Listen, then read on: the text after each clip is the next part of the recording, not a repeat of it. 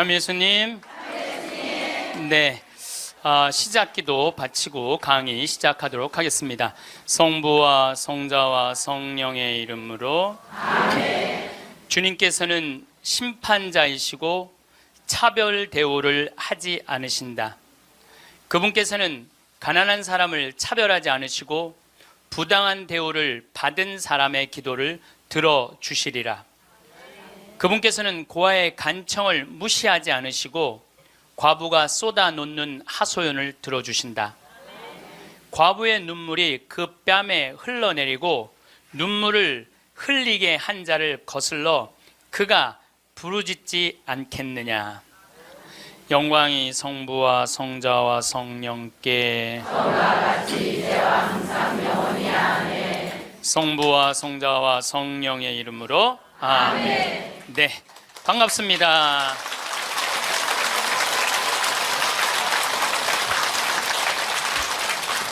세상에 가장 허망한 약속이 뭐냐면 나중에 뭘 한다는 거예요. 나중에. 제가 여러분들한테 강의 때 이렇게 말씀드렸어요. 여러분들, 여행은 가슴이 떨릴 때 가야지 다리가 떨릴 때 가면 안 됩니다. 기억나세요? 그런데 대개 한 50에서 60 되신 분들이 이때 여행을 가고 싶어. 말대로 여행을 가고 싶은데 지금 애도 교육도 시켜야 되고 결혼도 시켜야 돼. 그러니까 신부님, 나중에 간다고. 나중에는 없어요. 가려면 언제 가야 돼? 지금 가야 돼. 지금. 금 중에 제일 소중한 금이 황금도 아니고 소금도 아니고 지금이에요. 지금. 여러분들 중에 이런 분들이 있어요. 오늘 정말로 갈비가 먹고 싶다. 내가 아들을 셋을 키워놨는데 큰아들이 사줄래나 둘째 아들이 사줄래나 막내 아들이 사줄래나 이렇게 생각하는 분은 바보 중에 상바보예요. 왜냐하면은 아들이 무당이야? 막 일하다가 엄마가 지금 갈비 먹고 싶어 하네? 오늘 가서 사드려야 되겠다. 이런 자식 있어요? 없어요? 없어요. 지금 갈비 먹고 싶은 거 누구만 알아? 나만 알아. 이거 누가 사줘야 돼? 내가 사줘야 돼. 누구 돈으로? 내 돈으로. 네. 여러분들이 행복하시고 싶으면은 뭐를 벌어야 되냐면 거지 근성을 벌여야 돼. 거지 근성. 누가 사주기를 바라는, 누가 나를 행복하게 해주기를 바라는 이 거지 근성을 버려야 돼. 먹고 싶은 거 있으면 누가 사 먹어야 돼? 내가 사 먹어. 행복하고 싶으면 누가 행복하면 돼? 내가 행복하면 돼. 언제? 나중에 말고 언제? 지금. 여러분들 지금 어느 교수님이 한 얘기지만은 아이스크림이 있어. 이 아이스크림이 있는데 너무 더워. 그럼 이거 어떻게 해야 돼? 먹어야 돼. 언제 먹어야 돼? 지금 먹어야 돼. 이거 나중에 먹는다고 놔두면은 이거 녹아서 남아있어요? 안 남아있어요? 저한테 많은 암 환자들이 오죠. 많은 암 환자들이 와서 하소연할 때 이런 얘기를 해요. 신부님, 제가 정말로 이제 60부터 행복하려고 30살서부터 60살까지 돈만 모으고 아무데도 놀러 안 갔다는 거야. 근데 암이 걸려갖고 이제 아무데도 갈 수가 없다는 거야. 억울해 죽겠다는 거야. 차라리 그때 갈 걸. 미국 사람들은요 5개월 일해서 한 달 여행 가는 게 목적이에요. 5개월 열심히 돈 모아. 그건 이번엔 내가 뭐 어딜 간다 그러면 열심히 와서 한 달 휴가 화끈하게 갔다 와요. 또 한 5개월 열심히 모아. 또 한 달 화끈하게 왔다가 그 사람들 한 30년 동안 살면서 거의 60번 정도의 휴가를 멋있게 갔다 오는 거예요. 근데 우리나라는 30살부터 60살까지 나중에 가려고 한 번도 안 가. 근데 떨커덕 뭐가 걸려? 암이 걸려갖고 이거 뭐 죽을지 살지 이 모르는 그런 상황에 들어가는 경우가 많다는 거예요. 행복하려고 그러면 언제 행복해야 돼? 지금 행복해야 돼. 지금. 나중에는 기다려주지 않는다는 얘기예요. 그래서 투자를 하고 싶어도 여러분들이 가장 어리석은 투자가 뭐냐면 주식 투자예요. 주식 투자. 여기 지금 주식 투자하는 분들 분명히 계실 거예요. 자, 주식 투자를 할 동안은 돈 써요? 못 써요? 못 써요. 그런데 제가 모 은행의 지점장들 300명한테 강의를 한 적이 있어요. 근데 그분들이 나한테 이렇게 말을 해요. 대개 주식 투자하는 개인의 96%는 평생 하다 보면은 5천에서 1억 정도는 다 손해보고 나간다는 거. 96%가 써보지도 못하고 날리는 거야. 써보지도 못하고. 저는 요즘 필라테스라는 걸 해요. 제가 필라테스를 하는데 비싸요. 1시간에 뭐 7만 원인가 그 정도 해요. 또 개인 레슨을 하니까. 그런데 제가 뭐 관절염이 있으니까 안 쓰는 근육들이 너무 많더라고. 일주일에 2번을 하는데 내 몸이 나한테 그러더라고. 주인님 너무너무 감사하다는 거야, 나한테. 왜 이렇게 나한테 잘해주느냐고. 필라테스를 하죠. 그 다음에 내가 영어 공부하죠. 나한테 하는 투자는 아깝지 않아요. 그런데 주식 투자는 써보지도 못하고 날리는 거야. 아니, 여러분들 5천만 원을 날린 분들, 내가 물어볼게요. 여러분들 그 5천만 원을 갖고 자기한테 투자했어. 자기 신앙에 투자했어. 5천만 원을 가지고 이스라엘 성지순례를 10번을 갔다 왔다고 생각을 한번 해봐요. 그럼 여러분들은 지금 10번 갔다 온 분들은 예수님하고 트고 지낼 수 있어요. 이스라엘 성지순례 10번 갔다 온 분들은 예수님하고 그냥 맘먹고 막 트고 그냥 얘기할 수 있어. 그게 나 주식 투자 5천만 원을 갖고 한 푼도 못 건져갖고 아이고 속이야, 아이고 가슴이야 이러고 사는 게 나아요. 어느 게 나아? 그러니까 오늘부터 주식 다 팔고 어떻게? 자기한테 투자하세요. 나중에 투자하지 말고 언제 투자해? 지금 투자해야 돼. 지금 투자해야 돼. 그러니까 우리는 어떻게 행복한지도 모르고 서로 무시하고 사는 게 기쁨이 뭔지도 모르고 살아. 어쨌든 우리 이 대한민국의 건국이념은 돈이야. 돈이기 때문에 돈을 벌어야 되는데 땅덩어리가 넓어요? 캐나다는 우리나라보다 102배가 나라가 넓어요. 102배가 나라가 넓은데 이 나라는 나무만 팔아도 100년을 먹고 산다는 거야. 나무만 팔아도. 사우디아라비아는 석유만 팔아도 국민소득이 7만 달러야. 아무것도 안 해도. 근데 우리나라는 아무것도 없어. 땅도 안 넓고 자원도 없고. 그러니까 우리는 돈을 벌으려면 어떻게 해야 돼? 오로지 믿을 건 뭐 하나밖에 없어? 머리밖에 없어. 그러니까 우리는 돈을 벌으려면 뭐를 해야 되냐면 공부를 해야 돼. 공부. 엄마들이 이렇게 얘기를 합니다. 너 공부해서 훌륭한 사람 돼야 돼. 너 공부해서 너의 재능을 개발해야 돼. 이렇게 말하는 엄마가 없어요. 이놈 새끼야 너 커서 무시 안 당하고 돈 많이 벌려면 공부 열심히 해. 그러니까 우리는 공부를 왜 하냐면 무시 안 당하고 돈 벌으려고 공부하는 거예요. 애가 노래를 너무 잘해. 그럼 엄마가 이렇게 얘기해. 너 그렇게 맨날 배짱이처럼 노래하다가 나중에 커서 굶어 죽어 이놈 새끼야. 공부를 잘해야지. 공부를 국영수를 잘해야 돼. 국영수. 다른 건 노래는 공부가 아니야. 애가 그림을 너무 잘 그려. 너 그렇게 맨날 그림 그리다가 너 그림쟁이들이 나중에 굶어 죽어 이놈의 새끼야. 너 공부를 잘해야지. 공부. 국영수를 잘해. 국영수. 애가 공을 너무 잘 차. 너 이렇게 밤새 돌아다니면서 공 차다. 너 커서 굶어 죽어 이놈의 새끼야. 빨리 들어와서 공부를 해. 그래갖고 뭘 해야 되냐면 국영수를 해야 돼. 그래서 우리나라는요, 학교를 다니면 다닐수록 자기 재능을 죽이는 교육을 하는 거예요. 여러분들 노래 잘하고 공 잘 차고 그림 잘 그리고 뭐 물건 잘 만드는 거 제주고 공부 중에 공부예요. 근데 우리는 그걸 공부라 생각 안 해. 오로지 공부는 뭔 줄만 알아? 국영수만 공부를 알고 있어. 국영수만. 전인지 선수 알죠? 전인지 선수 골프 선수예요. 키가 175cm에 나보다 10cm가 더 커요. 나는 원래 167cm였는데 줄었어. 2cm가 줄었어. 나보다 어쨌든 10cm가 더 커요. 지금 현실적으로는.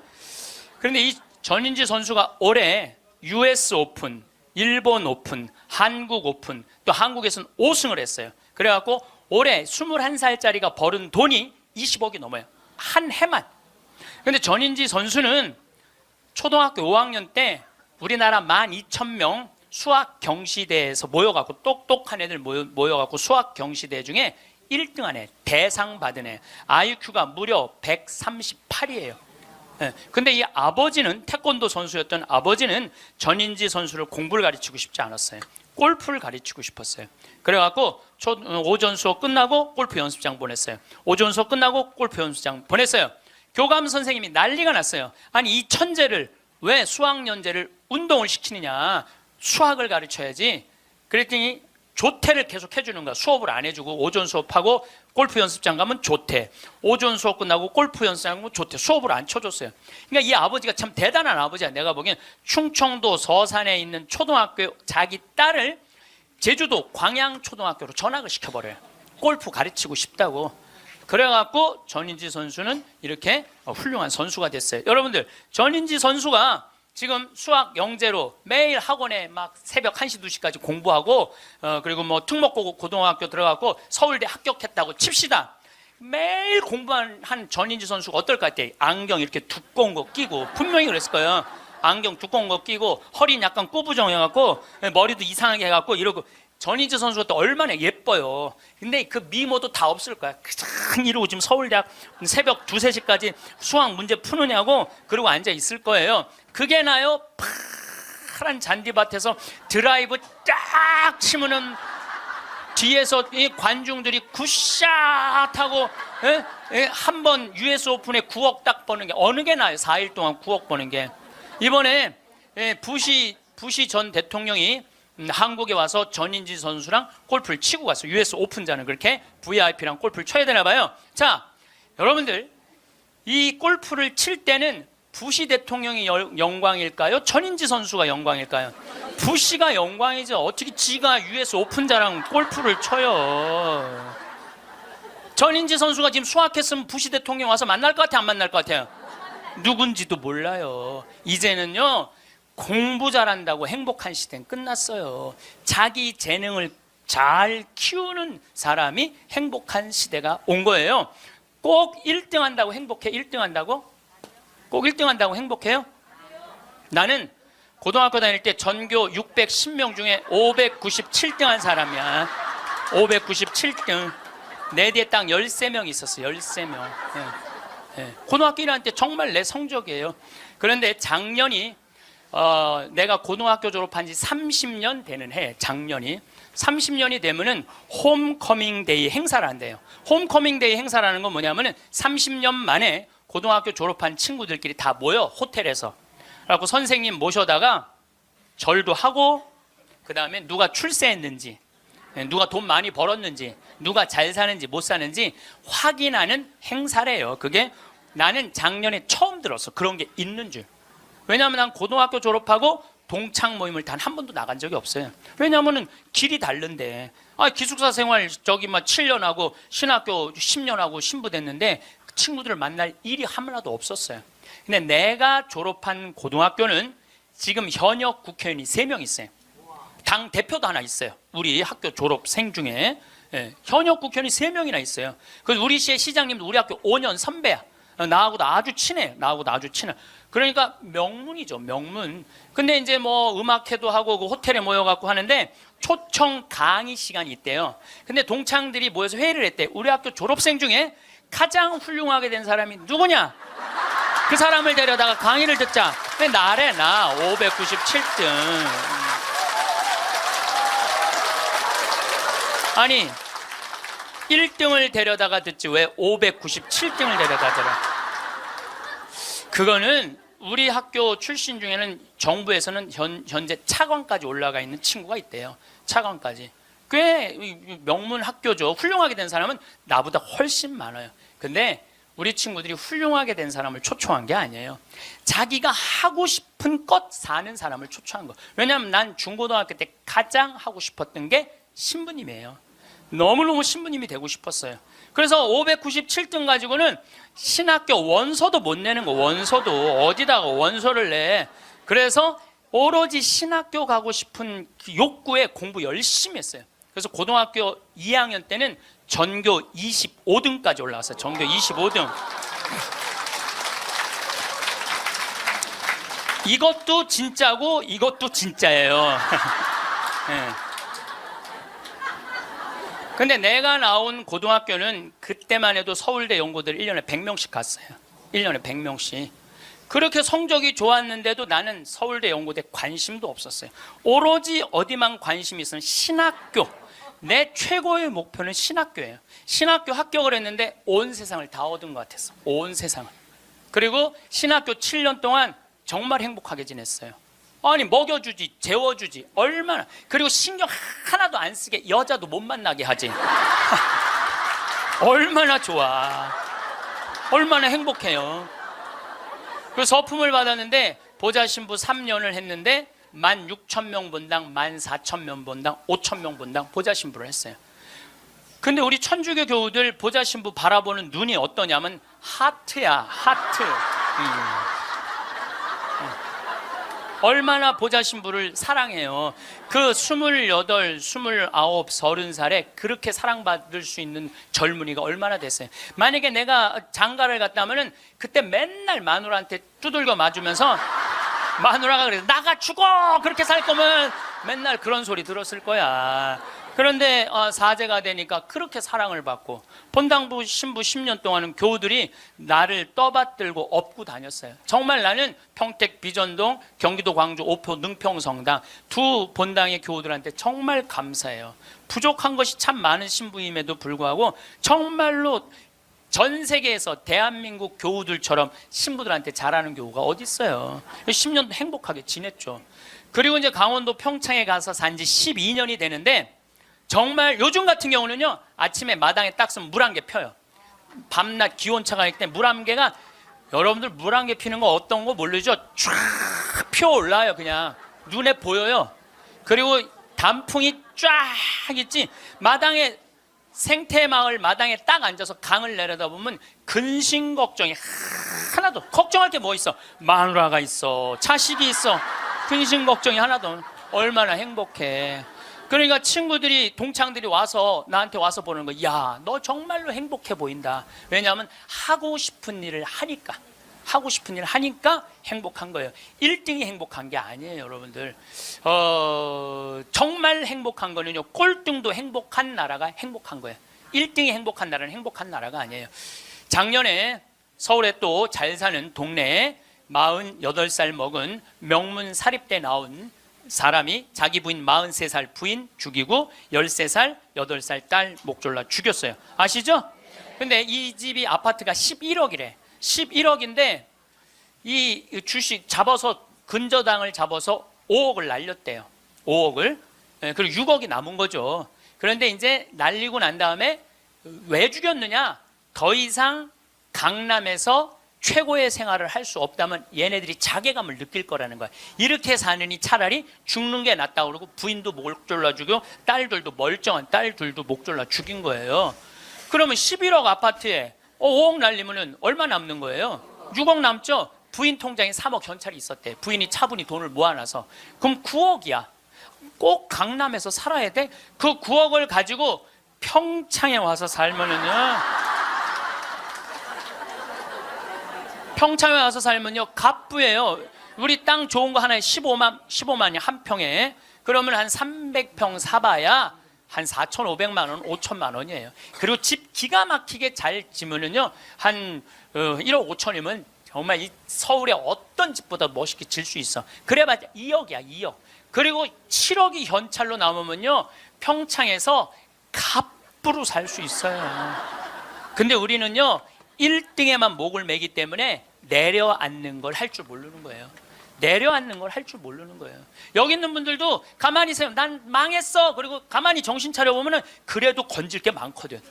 그런 거 정리해갖고 평창에 오면 다 되는 건데 여기서 살라고 그러니까 힘든 거예요. 여기서 살라고 그러니까. 그러니까 1등병을 고쳐야 돼요. 1등병을. 자기가 하고 싶은 거 하고 사는 게 제일 좋은 거예요.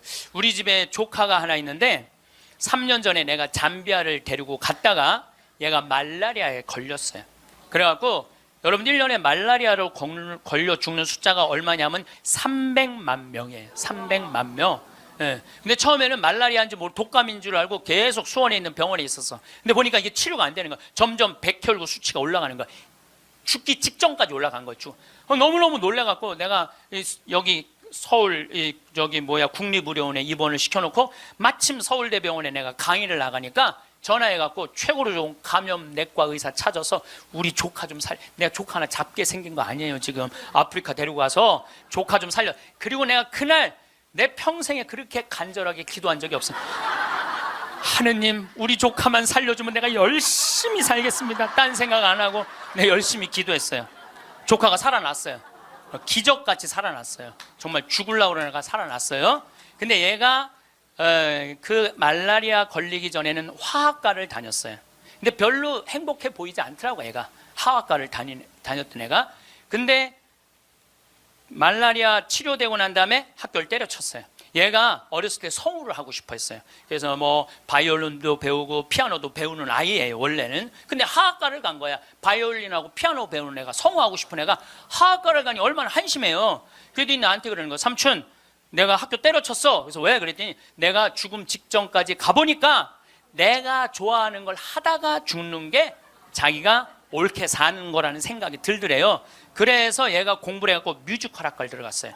뮤지컬 학과를 들어가고 아니 가자마자 장학금을 받고 다니는 거야. 하학과 다닐 땐 장학금 하나도 받지 못했던 애가 자기가 좋아하는 걸 하면은 되는 거예요. 뭐 청음은 만점이래요. 이번 축일 때 얘가 우리 생태마을에 와갖고 저 삼촌 때문에 내가 인생이 바뀌었다 그러면서 노래를 하는데요.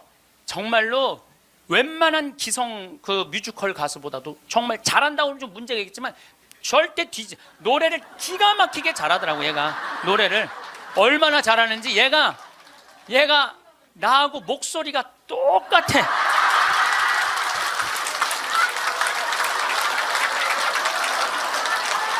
막 내가 심장이 떨리더라고, 심장이. 그런데 그 아버지인 우리 둘째 형이 나한테 하는 얘기가 지금 쟤는 대한민국에서 제일 행복한 애라고. 자기가 하고 싶은 걸 하니까. 그래서 내가 그 아이를 볼 때마다 너무 기특해갖고 이번 주 토요일 날도 노트라담 드 파리라는 뮤지컬을 내가 끊어줬어요. 최고 좋은 좌석에 너 가서 보라고. 그러니까 애가 자기가 하고 싶은 걸 하니까 박수를 쳐주고 싶은 거야. 여러분들도 정말 자녀들을 사랑한다면 여러분들이 좋아하는 국영수를 가르치지 말고 국영수를 가르치지 말고 자녀가 좋아하는 걸 찾아줘야 돼요. 그래서 우리는 1등을 해갖고 어딜 들어가야 돼? 서울대학을 들어가야 돼. 이게 행복 공식이야. 돈을 벌으려면은 공부를 잘해야 되고 공부를 잘해서 1등을 하고 1등을 해갖고 서울대학을 들어가야 돼. 근데 여러분들 우리나라 자살률 최고 높은 학교가 어딘 줄 아세요? 아니에요. 카이스트예요. 카이스트 아이들이 요 3년인가 4년 만에 9명이 자살을 했어요. 9명이 자살을 했어요. 공부 잘한다고 행복한 거 아니에요. 공부 잘한다고 하고 싶은 일을 하는 게 행복한 거예요. 서울대학을 들어가야지 행복하고 인생에 성공했다는 이 대한민국 사람들의 머리를 뜯어 고쳐야 된다는 거예요. 그러니까 대한민국 엄마들은 임신을 하면은 내 뱃속에 생명이 들어왔다는 생각 안 한다니까. 임신을 하는 순간 내 뱃속에 서울대학 C가 들어왔다. C. 이 사람으로 안 보여. C로 보여. C로. 그래갖고 그냥 글자 대한민국 대통령 뭐 박근혜 이런 거 써서 읽어주잖아요. 근데 요즘 젊은 엄마들은 내가 요즘 또 알아보니까 한글만 안 가르친대요. 아침에 일어나고 애한테 한다는 소리가 Good morning my baby How are you today? 영어로 하는데 영어로 정신이 나간 거죠. 그래갖고 엄마의 태를 10달 만에 열고 나왔어. 세상이 얼마나 멋있어요. 하늘도 예쁘고 단풍도 예쁘고 구름도 예쁘고. 그래갖고 베란다 창문을 통해서 구경 좀 하려고 그랬더니 마음 급한 엄마가 너 지금 그거 볼 시간이 어디 있어. 1살짜리한테 한쪽 창문에 가나다라 마바 차타카타 붙여놓고 반대쪽 창문에는 A, B, C, D 붙여놓고 누워서 모빌이 돌아가는데 기억, 리을, 디귿, 리을이 돌아가는 거야. 자, 저는 이 이야기를 20년째 하고 있어요. 왜냐하면은 내가 가정방문 다녀보면서 제일 꼴보기 싫은 게 애 방에 글자, 숫자, 영어 더덕더덕 붙여놓는 거예요. 그게 애를 위한 일이 아니거든요. 애를 정신을 혼란하게 만드는 거예요. 발도르프 교육이라고 있어요. 독일에서 이 1차 세계대전 끝나고 난 다음에 담배 공장에서 처음으로 한 교육이에요. 이게 가장 인간한테 인권을 존중해주는 교육이래요. 이 발도르프 교육은 유치원 때부터 대학 졸업할 때까지 등수가 없어. 등수가 없어. 누가 1등인지 누가 꼴등인지 몰라. 그리고 이 발도르프 교육에서는 사람을 어떻게 등수로 먹이느냐 이거예요. 사람 어떻게 등수로 평가하느냐 이거예요. 등수가 없어요. 그리고 지금 노르웨이, 핀란드, 덴마크, 네덜란드 다 등수 없어요. 우리나라처럼 1등급부터 15등급, 20등급 나눠놓는 나라가 없다니까요. 참 불행한 거예요. 이건 교육이 아니에요. 교육이. 근데 이 발도르프 교육에서 가장 하지 말아야 되는 거 머리맡에 모빌 달아놓지 말라는 거예요. 애기한테 모빌 달아놓으면 절대 안 된다는 거예요. 생각을 해봐요. 하루 종일 가나다라 갖고 놀고 ABCD 갖고 놀고 1, 2, 3, 4 갖고 놀아서 너무 피곤해. 그래서 잤어, 밤에. 자고 한 8시간 잤어. 오늘 하루를 개운하게 시작해볼까? 눈을 딱 떴는데 기역, 니은, 지글, 리을이 돌아가. 이게 애들한테 보통 스트레스가 아니라는 거예요. 그런 애들이 커서 다 치약 한 통을 다 짜서 동료 병사들을 먹이는 거예요. 그런 애들이. 그러니까 우리나라 애들은요, 어렸을 때부터 너무 스트레스를 받아갖고 중학교 2학년만 되면 폭발하는 거예요. 그래서 중2병이 나오는 거예요. 부모가 너무너무 괴롭혀갖고. 작년에 부산에서 한 초등학교가 선생님이 2학년인데 22명이 한 반인데 다음 중간고사 볼 때 만점 받는 애부터 밥 먹인다고. 그래서 국어, 수학을 중간고사에 받대요. 근데 4명이 22명 중에 4명이 만점을 받았대. 4명한테 그랬대. 니네들 만점 받았으니까 밥 먼저 먹으라고. 그리고 18명한테 니네 시험 못 봤으니까 밥 나중에 먹으라고. 그러고 급식을 성적순으로 한 거죠. 이거 애들한테 갑질 가르치는 거예요. 너 공부 잘하니까 뭐도 먼저 먹어도 돼? 밥도 먼저 먹어. 어렸을 때부터 공부를 잘하면 특권을 누리게 가르치는 거예요. 그래서 갑질이 나오는 거예요. 그래서 어렸을 때 공부 잘하면 밥도 먼저 먹어도 돼. 그러니까 얘네들은 항상 먼저 먹었어. 뭐든지. 그러니까 나중에 무슨 판사, 검사, 국회의원, 장관 돼도 항상 먼저 먹어도 돼. 돈도 먼저 먹어. 뭐든지 먼저 먹어. 남들보다 먼저 먹어, 돈도. 근데 항상 평생을 먼저 먹어갖고 먹었는지 기억도 안 나. 기억도 안 나는 거예요. 기억도 안 나는 거예요. 이게 우리나라 교육에서 잘못된 거예요. 만약에 선생님이 이렇게 교육했다면 얼마나 좋을까요? 18명한테 니네들 시험 못 봤으니까 먼저 밥 먹고 기운 내서 공부 열심히 해. 그리고 4명한테 니네들 양보하면 쟤네들한테 좋을 것 같아. 이랬다면 이 교실 안이 훨씬 화기애애했을 거예요. 만점 맞는 애 먼저 먹으라고 18명 나중에 먹는 애들 시험도 못 봤는데 밥도 나중에 먹으래. 기분 좋을 것 같아, 나쁠 것 같아요? 기분 나쁘죠. 학교 다니면서 기분 나쁜 거죠. 근데 얘네들은 또 집에서는 독상을 차지할 수 있어. 집에서만은. 그래갖고 집에서 엄마한테 성적 주고 행복하게 밥을 먼저 먹었어. 집에서는. 근데 문제는 엄마예요. 행복하게 밥 먹는 애 한번 쳐다보고 성적표 한번 쳐다보고, 행복하게 밥 먹는 애 한번 쳐다보고 성적표 쳐다보다가 해서는 안 될 말을 해요. 야, 이놈의 새끼야, 이 성적 받고 밥이 목구멍으로 넘어가냐. 그럼 얘는 할 수 있는 건 딱 하나밖에 없어요. 탈선밖에 할 수 있는 게 없어요. 탈선. 제가 몇 년 전에 우리나라 최고 좋은 특목고등학교 합격한 여학생이 저를 찾아왔어요. 우울증에 걸려갖고. 얘는 우울증에 걸리니까 머리를 안 깎았어요. 허리까지 머리가 나왔어. 근데 얘는 나하고 1시간 동안 면담하는 동안 단 한순간도 고개를 들지 않았어요. 그러니까 팍 고개를 숙이니까 그 긴 머리가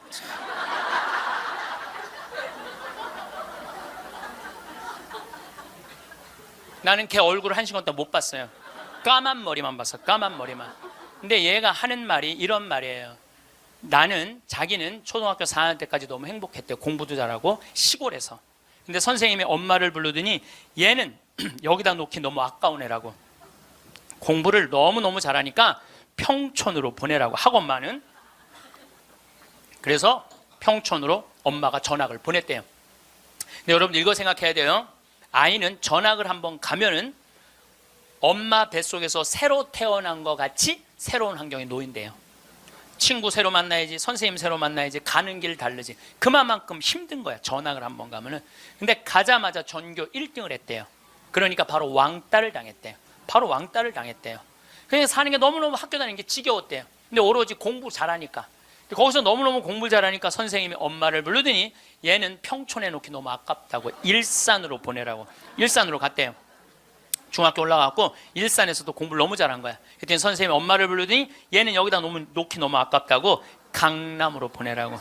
강남으로 간 거예요. 그래서 우리나라 최고 좋은 특목고등학교 합격을 했어요. 이 아이가 합격을 했는데, 우리는 특목고등학교 3월 달에 들어가는 게 아니고 우리 일반 고등학교는 3월에 가잖아요. 특목고등학교 1월 달에 기숙사에 들어간대요.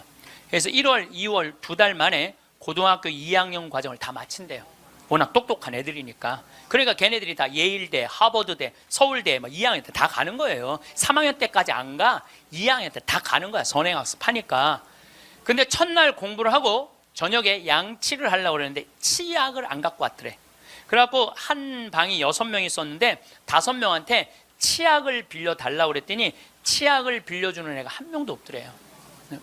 안 빌려주더래. 왜 안 빌려줘요? 만약에 내가 치약을 빌려줘갖고 얘가 양치를 잘해갖고 다음날 건강하게 일어나고 공부를 열심히 하면 되겠어요, 안 되겠어요? 내 경쟁자가, 얘네들은 경쟁자로 보이는 거예요.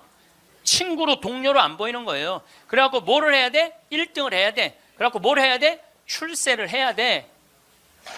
협동, 이해, 양보, 배려, 이런 거 안 배워요.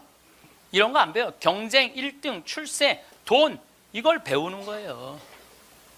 얘가 생각을 해보니까 그때 우울증이 온 거예요. 이게 뭐냐. 근데 걔가 나한테 정말로 울부짖으면서 한 얘기가 있어요. 신부님, 나는 내 인생을 돌아봐서 16년 동안 즐거웠던 추억이 하나도 없어요. 공부한 거 외에는 생각나는 게 하나도 없다는 거예요. 토요일 날 일요일 학원만 다녔지 어디 놀러 가봤던 적도 없다는 거예요. 그러니까 추억이 하나도 없는 애들이 툭 먹고 가는 거예요. 그리고 그중에 진짜 4당 오락, 4시간 자면은 합격, 5시간 자면은 떨어져. 그러니까 4시간밖에 안 자고 공부만 하는 애들이 서울대학 가는 거예요. 그중에 정말 도서관에서 머리통이 터져라 공부하는 애들이 사법고시, 행정고시 보는 거예요. 그리고 그중에 진짜 똑똑하고 출세 욕구 있는 애들이 국회의원이 돼갖고 지금 대한민국을 통치하고 있는 거예요. 여러분들 대한민국 요즘 국회 보면 맨날 서로 협동하고 이해하고 양보하고 배려해요? 맨날 머리통이 터지게 싸우지 않아요? 대한민국 국회의원은 누가 만들어낸 거냐면 여러분들이 만들어낸 거예요. 대한민국 모든 사람들이 만들어낸 거예요. 대한민국 국회는 대한민국 교육의 결정체예요. 만약에 대한민국 교육이 협동하고 이해하고 양보하고 배려하는 걸로 가르쳤다면 우리나라 국회의원들 서로 항상 서로 여야가 합의 보고 협동하고 양보하고 그렇게 나갔을 거야. 근데 초등학교 때부터 그렇게 배운 적이 없어. 경쟁하고 1등하고 출세하고 자기 잘난 것만 배웠어. 그러니까 지금 국회가 저러고 있는 거예요. 내가 보기엔 올해도 예산안이 처리가 될지 안 될지, 그놈의 국정교과서인가 뭔가 때문에 처리될지 안 될지, 그건 지금 정말 한심한 거예요. 국정교과서 잠깐 얘기를 하면은요, 여러분들 국가가 정해준 교과서로 공부를 하는 걸 국정교과서라고 그래요. 그러니까 한 권을 가지고 공부를 하는 거, 역사책을 가지고 한 권을 갖고 공부를 하는데, 복음도 사복음이야. 마테오, 마르코, 루카, 요한이야. 예수님을 이렇게 서술하는 것도 4가지 관점에서 서술을 하는 거예요. 내가 만약에 마테오 복음만 읽었다면요, 나는 이방인이 바라보는 예수님은 이해하지 못했을 거예요. 그 다음에 요한복음을 내가 공부를 안 했다면 예수님의 영적인 세계를 알지 못했을 거예요. 루카복음을 이해하지 않았다면 예수님이 사람을 어떻게 사랑하는지 몰랐을 거야. 마테오복음만 읽었다면 구원에 관련된 유대인의 사고만 배웠겠지. 그러니까 국정교과서 내용이 뭐가 담기는 게 그게 중요한 게 아니야. 한 가지만 가르치는 게 가장 무서운 거야. 한 가지만. 사람은요, 여기서부터 부산까지 경부고속도로만 가야 돼. 니네들 죽으나 사나? 아니, 나같이 평창에 있는 놈은 경부고속도로 가려면 여기 수원까지 와서 타고 내려가야 되잖아요. 우리는 중앙고속도로 내려가면 바로인데. 그렇잖아요. 서울서부터 부산까지 가는 건 경부고속도로만 가면 갈 수 있는 길이 얼마든지 있는데, 국정교과서, 국가에서 정해주는 것만 애들 배우라는 거예요. 그러니까 이게 답답한 거예요. 그러니까 타협, 양보, 이해, 배려가 생기지가 않는 거예요. 그게 내용이 뭐가 담기는 건 난 모르겠어. 내용이. 그렇지만은 이 자유를 박탈하는 거예요. 자유를. 그러니까 우리나라 아이들은 경쟁 1등 출세, 무슨 교육부 장관인가 뭐 하는 분이 왜 한 가지 애들이 답이 헷갈리면 어떻게 하냐 그래. 답이 헷갈리면. 이게 참, 이게 지금 내가 평화방송 강의하면서 할 얘기는 아니지만은 답이 어딨어. 답이, 인생의 답이 어딨어. 자기가 찾아가는 게 답이지. 그러니까 우리는 1등부터 꼴등까지 정해놓고 1등은 훌륭하고 꼴등은 안 훌륭하다. 이거하고 국정교과서 똑같은 거예요. 똑같은 거야. 참 가슴 아픈 일이죠. 핀란드 유치원하고 우리나라 유치원하고 자전거를 한 대 갖다 놓고 어린이집 놀이터에 이 자전거를 갖고 정말로 얘네들이 잘 노나 실험을 했어요. 근데 핀란드에는 20명이 있는데 한 명이 막 타고 노는데 다른 애가 아무도 안 건드려. 그래서 얘는 또 타고 놀더니 제자리에 갖다 놔. 다음 애가 또 타고 놀아. 그 다음 애가 또 타고 놀아. 그래갖고 20명이 1시간 내에 다 타고 놀았대요. 그런데 우리나라에는 딱 20명이 그 자전거, 새 자전거를 보더니 20명이 매달려갖고 네가 먼저 타느냐 내가 먼저 타느냐 싸워갖고 1시간 동안 한 명도 못 탔다는 거예요. 자, 여러분들, 이게 EBS에서 5년 전에 한 실험이에요. EBS에서 5년 전에 한 실험이에요. 똑같은 자전거를 놓고 핀란드 애들은 다 타고 놀았는데 똑같은 자전거를 놓고 우리나라 애들은 한 명도 못 탔어요. 우리나라엔 지금 먹을 재산이 너무너무 많아. 나눌 게 너무너무 많아. 그런데 아무도 못 가죠. 너도 못 갔고 나도 못 갔고. 하늘에서 붕 떠 있어.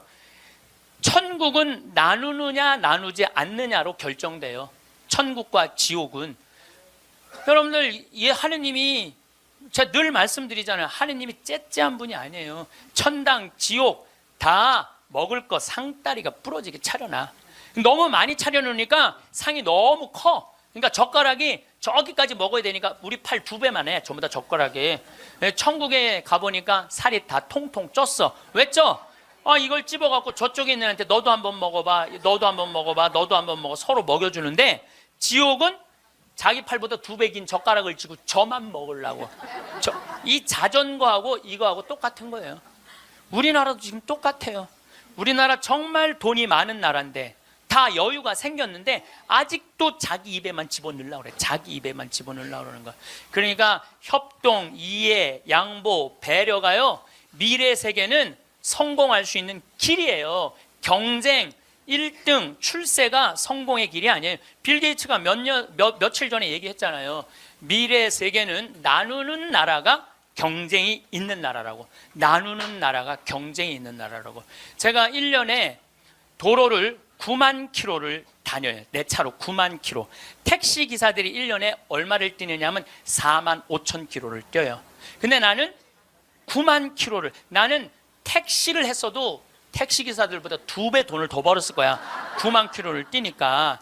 그러니까 하루 중에 보통 도로에서 6시간 정도 있어요. 근데 매일 그렇게 있어요. 그러니까 도로에서 벌어지는 일은 세상 어느 누구보다도 내가 많이 알아요. 오늘도 영동고속도로로 나왔는데 영동고속도로가 4차선이야. 4차선이면은 1차선은 추월 차선이에요. 추월 차선. 추월하면 들어가 줘야 돼요. 추월하면 들어가 줘야 되고, 추월하면 들어가 줘야 돼. 왜냐하면 뒤에 바쁜 차들 가라고. 내가 이탈리아를 가보니까 이탈리아는요 1차선이 보통 130에서 140으로 달려요. 추월하는 차들이니까 쫙쫙. 그리고 만약에 100km로 달리는 차들이 있으면은 막 뒤에서 상향등을 막 켜요. 비키라고. 그러면은 막 달리다가도 뒤에서 막 상향등을 켜잖아요. 내가 지금 천천히 가나 바로 빠져줘요. 내가 그걸 보고, 내가 촌놈 유럽 여행기의 그 책에도 썼지만은 너무 신기한 거야. 그냥 쉑쉑 가는 거예요. 그리고 바로바로 비켜주고. 너무 신기하더라고요. 근데 우리나라는요 1차선에서 시속 95km로 앞에는 3km가 뻥 뚫려 있어. 그래도 단 한 번도 차선 안 바꿔요. 자기 때문에 뒤에 1km가 꽉 막혀 있는데도 한 번도 차선 안 바꿔요. 오로지 1차선으로만 가. 왜 그런 줄 알아? 우리는 1등에 한이 맺혀갖고 도로도 1차선으로, 1등에 한이 맺혀 도로도 1차선으로 가야 돼. 우리는 4차선으로 가면은 내가 꼴등하는 기분이 들어요. 4차선.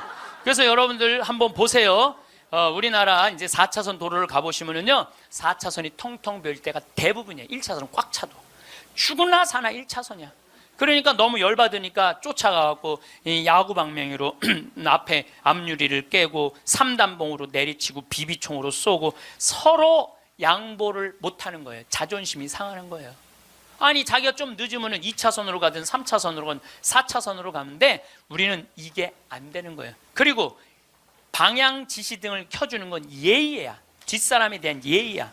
그런데 10대 중에 방향 지시등을 켜주는 차들은 3대 내지 4대밖에 안 돼요. 그냥 들어가고 싶으면 들어가고 나가고 싶으면 나가고 자기 하고 싶은 대로 하는 거예요. 서로에 대한 예의가 안 갖춰져 있으니까 매일매일 폭력적인 일이 벌어지는 거예요. 가장 기본적인 걸 안 가르치는 거죠. 가장. 근데 지난번에는 뭐 서울에서 강의가 있어갖고 나오는데 2000쯤 나왔는데 뒤에 앰뷸런스가 내가 봐도 무지하게 급한 것 같아. 달려오는 게 막 상향등에 비상 깜빡이에 뭐 삐우삐우에 정신이 하나도 없는 거예요. 그런데 내가 딱 자리를 비켜줬는데 앞에 10대 중에 내가 쉬어봤어요. 몇 대가 비키나. 딱 3대 비키는 거야. 나머지 7대는 그냥 가는 거야. 그러니까 너무너무 급하니까 지가 막 2차선, 3차선을 막 가더라고요. 그 앰뷸런스가. 그만큼 남에 대한 배려가 없는 거예요. 내가 아니 왜 저 바쁜 차로면 딱 비켜.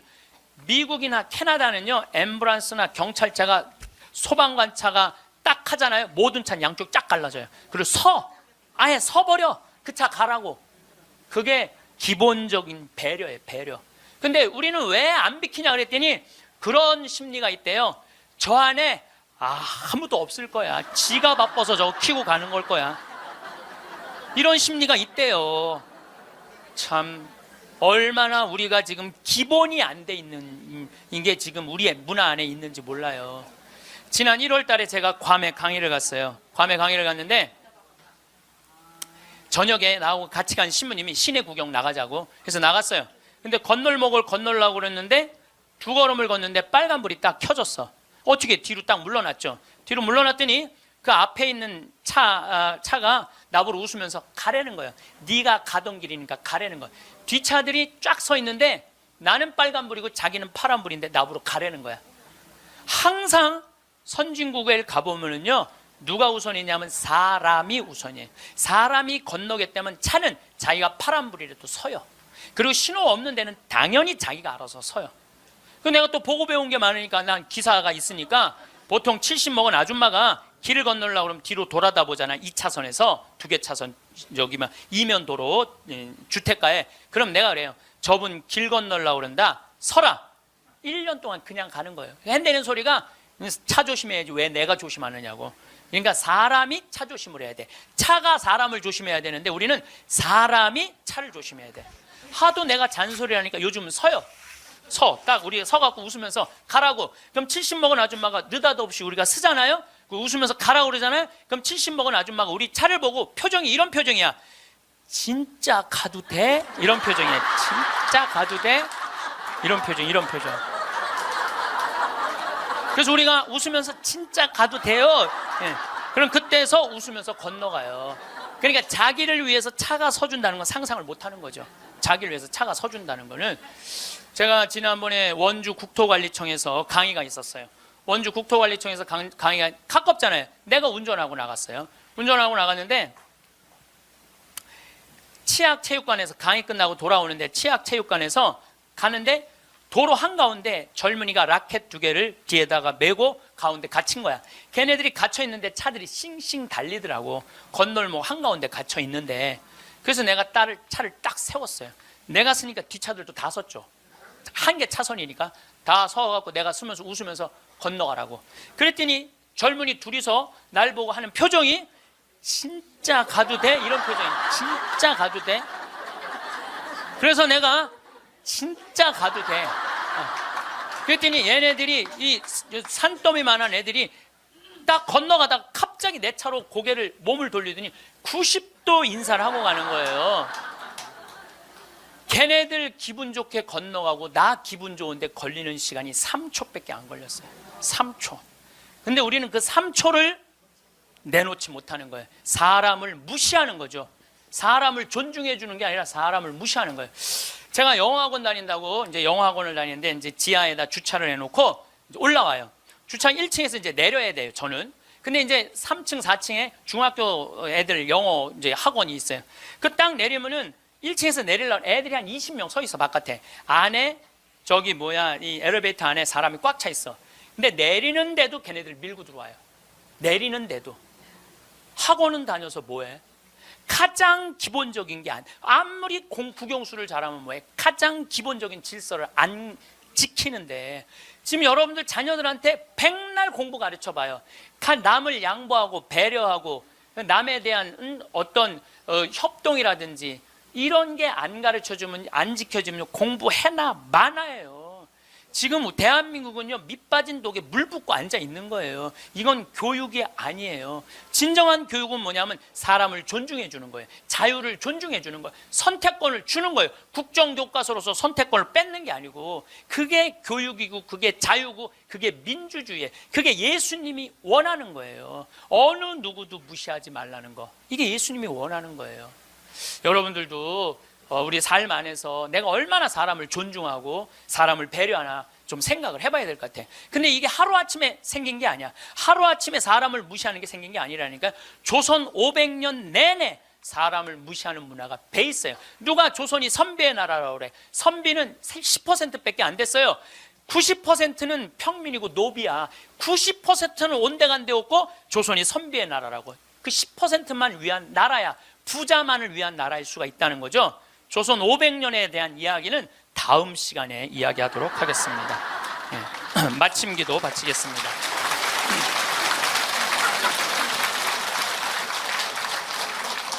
성부와 성자와 성령의 이름으로 아멘. 주 너의 하느님은 신들의 신이시고 주님들의 주님이시며 사람을 차별 대우하지 않으시고 뇌물도 받지 않으시는 위대하고 힘세며 경애로우신 하느님이시다. 또한 그분은 고아와 과부의 권리를 되찾아 주시고 이방인을 사랑하시어 그에게 음식과 옷을 주시는 분이시다. 하느님 아버지, 당신은 당신이 만든 모든 사람들이 존중받기를 원하시나이다. 우리 그리스도인들이 우리 주위에 부족한 이들을, 조금은 모자라는 이들을 존중해주고 채워줄 수 있는 그런 그리스도인 되기를 저희에게 은총 내려주소서. 영광이 성부와 성자와 성령께